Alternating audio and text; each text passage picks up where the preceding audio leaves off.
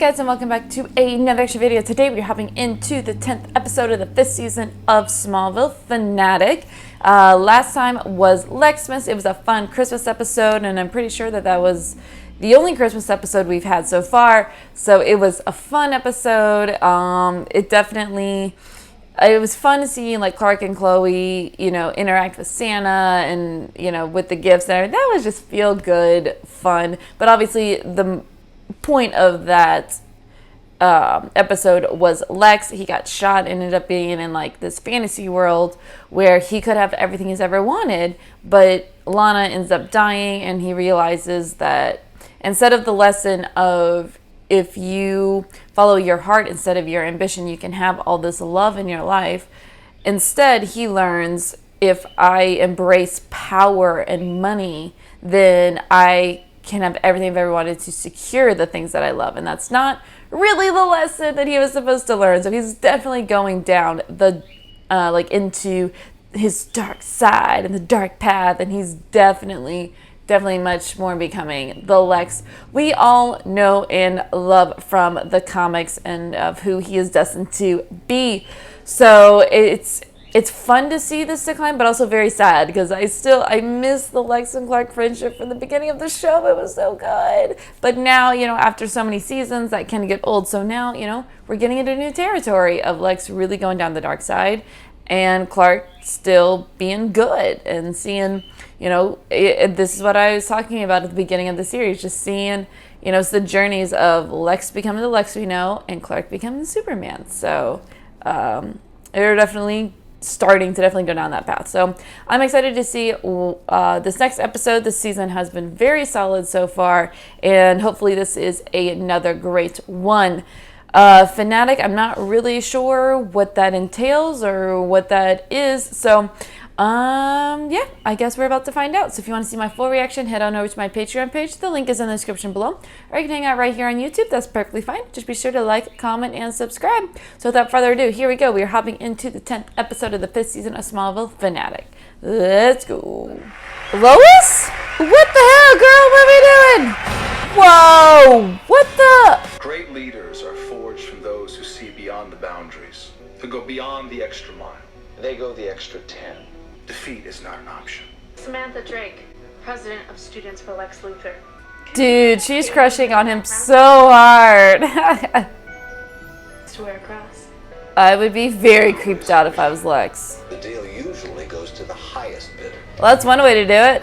Dude, your ass is dead. I have to admit, it's not exactly us. If you ask me, I think he's trying to turn you into a Luthor. What I really need here is somebody who cares about what I believe in more than they care about winning a race. You gotta go, Sosnick. You're fired. Oh! Alright, lay down the gauntlet. Oh, me? Wait, what? Huh? What do I know about being a campaign manager? What do I know about being a state senator? What? That just seems random. Jonathan Kent. This is your last run to drop out of the campaign. I told you not to Yo. call here again. Creepy man on my phone. Oh, hey! I spent so much time putting those up. The state's future depends on him is like, how do you know my name? Lex says always know your enemy. Mr. Kent is neck and neck with your fascist environmental annihilator. You heard what Lex said. True leaders see beyond boundaries. Defeat is not an option. Someone's had a long day of campaigning. More like a long day at Lois. We could always stay in tonight. Okay. What happened? Did I hurt you? Oh, he is so afraid of hurting her now. On second thought, maybe we should go. What? Clark, what are you doing? We haven't been together since I came to meet you. You mean we haven't had? Sex, Clark, yes. Sex. Yeah. Clark, you can't tell me that you haven't noticed. He's scared, Lana. You're the one who pulled away first. You moved to Metropolis 2 weeks after we got together. Are you serious, Clark? Wow. It's homework. Wow. Obsession. Nice deflection, Clark. Nice deflection. Me and Lana, we're seeing it.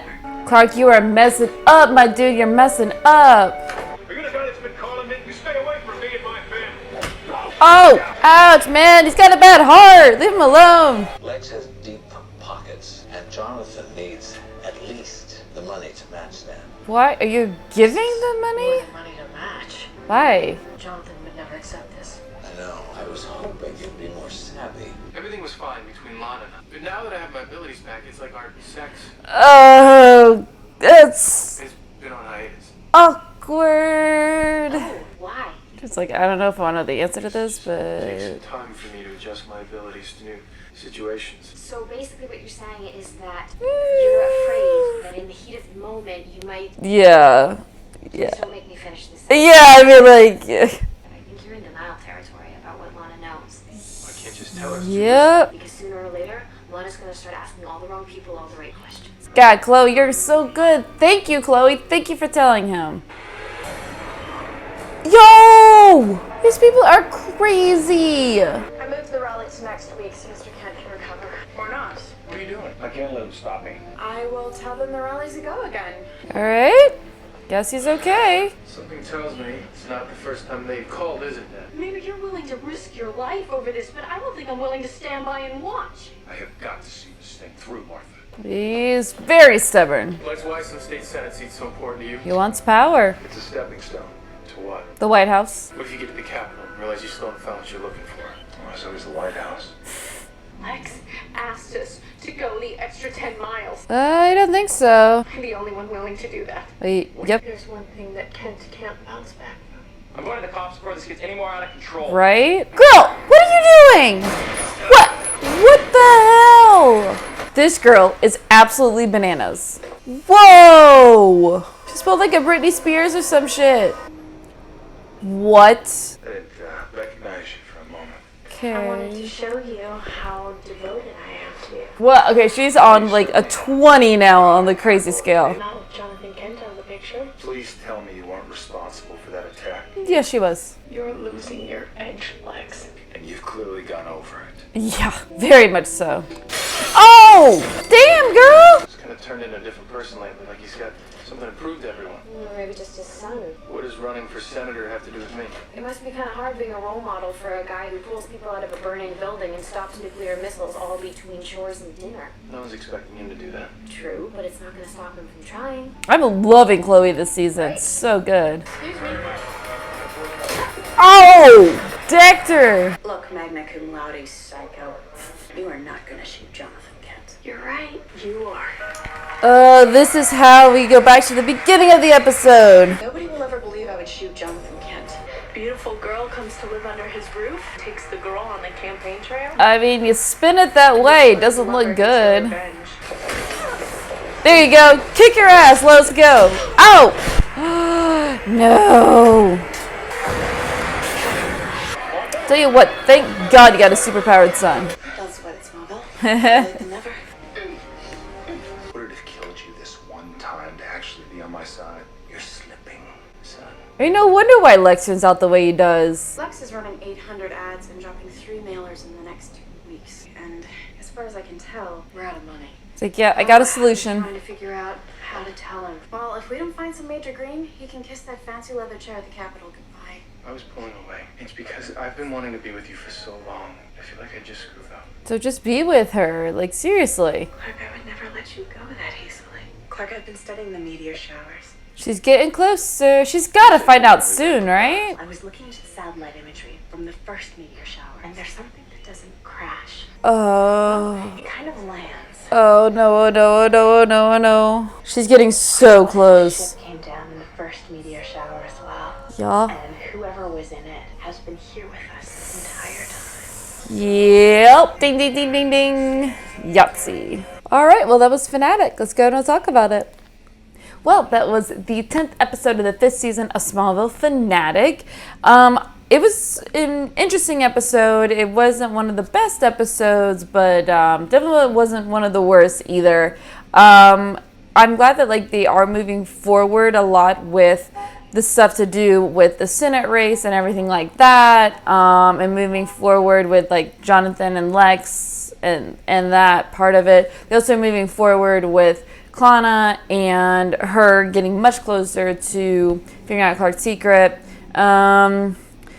So just in general, I was actually glad that the villain of the week, you should say, was actually not a meteor freak. she was just obsessed with Lex. Like, she was absolutely crazy. And I think I said during the reaction that, what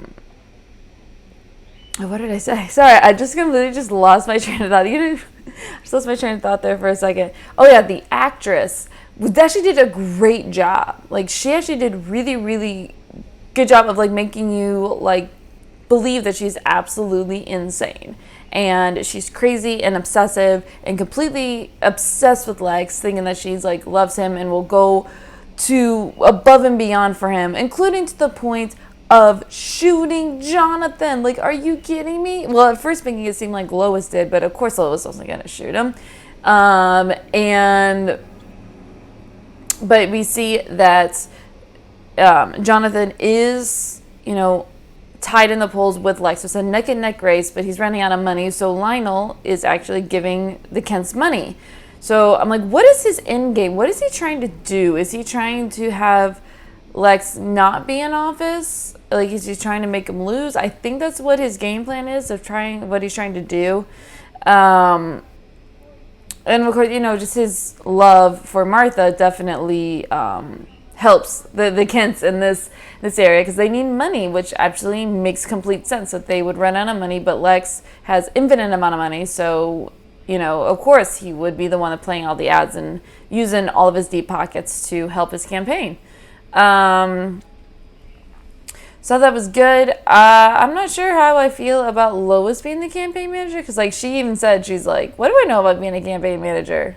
And I understand he's like, well, what do I know about being a senator? So I guess with her like tenacity and her go-getter personality, that I guess it could work. I just think it's weird, kind of weird that he would hire her for that. But all right, I guess just trying to find ways to keep her around and keep her in the show and have her be doing something. But I thought that was a weird choice for her to do. I'm wondering like when she is gonna like really start like getting into journalism. I'm waiting for that. I'm like, come on, like you're going on all these career paths. Let's find the journalism. Come on. Yeah, and of course you do have Lana also is setting the meteor shower, and Chloe made a good point. She's like, you need to start playing offense, because she's getting closer and closer to finding out the truth. So I'm just waiting for her to find out. It's got to be, I would assume, maybe by the end of the season. I would assume. Chloe found out middle of season 4. So I don't know, end of season 5, maybe Lana does. I don't know. We'll see. But, definitely at that last scene between Clark and Lana, it was, she was like, what if the meteor shower brought down another spaceship the first time around, and he's been with us? It's like, oh my God, turn around, he's right behind you. But it's definitely interesting dilemma that they have. It's just like, well, we haven't had sex since you came back from the dead, which means we haven't had sex since you got your powers back. And I understand, Clark's like, I don't want to hurt her, but he can't tell her why. Oh my God. It makes you realize why this relationship would not last. Like, they're super cute together, but like, you realize why. Like, he can't tell her. And if he can't tell her the truth, because Chloe said at the beginning of the season, if you think you can have a relationship with Lana without telling her the truth, you're crazy. Like, it's not going to work. And they're showing it right now that it's not going to work as long as he keeps his secret from her. But if he just told her, I think she wouldn't respond badly. I think she would respond in a good way. Like, I don't understand, like, why he's so afraid. But, yeah, I thought it was a decent episode. It wasn't the greatest episode. It did move the plots forward, but episode as a whole was eh. So, I'm going to give it a 7.5 out of 10. I think this might be my first episode this season, or maybe first or second below. I'll look it up later, but below an 8. So like I said, it wasn't the worst episode, but not the greatest either. So 7.5 out of 10. We have a +1 for hospital visits at 75. I was going to include Griff as person of color character, but he was already like last week, so it's only 1. I'm only gonna do 1. And then, so I'm not counting that one. And then we also have a +1 for Sudo Suit with the blue shirt and red jacket. So now we are at 30 for that one. Well, if you want to see my full reaction to this episode or any of my past episodes, head on over to my Patreon page. The link is in the description below. Or you can hang out right here on YouTube. That's perfectly fine. Just be sure to take 30 seconds to like, comment, and subscribe. And we'll see you for the next episode.